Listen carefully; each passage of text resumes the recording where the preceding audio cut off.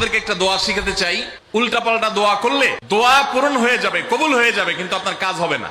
আমার বুঝ জ্ঞান হইছে থেকে নিয়ে ছাত্র জীবনে যখন আমি অনেক ছোট ছিলাম, এই দোয়া যেদিন আমি পড়েছি কোরআনে, ওই দিন থেকে আজও পর্যন্ত আমার মনে হয় না আমার জীবনে 2 মিনিটের কোনো দোয়াও যদি হয়, 1 মিনিটের দোয়াও যদি হয়, মুহূর্তের দোয়াও যদি হয়, আমি এই দোয়াটা কখন জ্ঞাতসারে মিস করি বলে আমার মনে পড়ে না।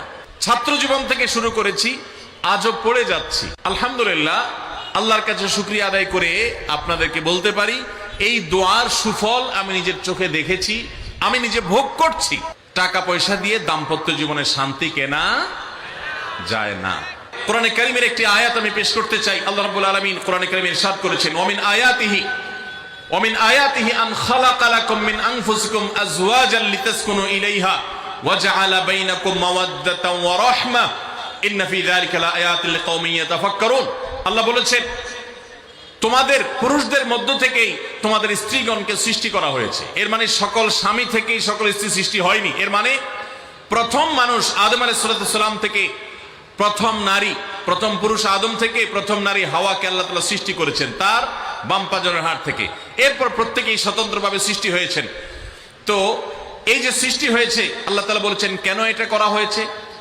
আদম আলাইহিস সালামকে সৃষ্টি করেছেন, তিনিই তো যথেষ্ট ছিলেন। আবার নারী হিসেবে হাওয়াকে কেন সৃষ্টি